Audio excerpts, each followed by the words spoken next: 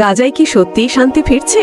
যখন মার্কিন president Donald Trump আগামী সপ্তাহের মধ্যে যুদ্ধবিরতির আশার কথা শোনাচ্ছেন, তখন যুদ্ধবিধ্বস্ত এই ভূখণ্ডে প্রতিটি মুহূর্ত কাটছে বিভৎসতার নতুন নতুন সাক্ষ্য নিয়ে। আমাদের হাতে আসা সর্বশেষ তথ্যগুলো প্রশ্ন তুলছে, এই যুদ্ধবিরতি কার জন্য, আর গাজার সাধারণ মানুষের জীবন কি আদৌ ফিরবে স্বাভাবিক ছন্দে?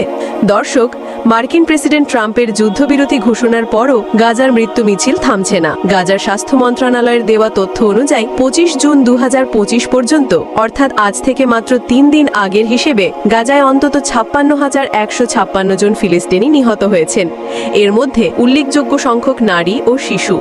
আহতদের সংখ্যা 1,32,239 জন। কিন্তু সবচেয়ে মর্মান্তিক চিত্রটি উঠে আসছে খাদ্য সহায়তা নিতে গিয়ে। 25 জুন পর্যন্ত খাবার সংগ্রহের চেষ্টা করতে গিয়ে 546 জন নিহত এবং 4,066 জন আহত হয়েছেন। জাতিসংঘের হিসেব অনুযায়ী গাজার প্রায় 90% মানুষ, অর্থাৎ অন্তত 1.9 মিলিয়ন মানুষ বাস্তুচ্যুত। এদের মধ্যে অনেকে 10 বারেরও বেশি ভিটেমাটি ছেড়েছেন। গাজার শিক্ষা ব্যবস্থা পুরোপুরি ধ্বংস। 15,000-এরও বেশি শিক্ষার্থী নিহত হয়েছেন। হাসপাতালগুলো হয় ধ্বংস, নয়তো অকার্যকর। ট্রাম্পের যুদ্ধবিরতির আশাবাদের আড়ালে এই যে বিভীষিকাময় বাস্তবতার চিত্র, তা কি আমাদের কাছে কোনো ভিন্ন বার্তা দিচ্ছে?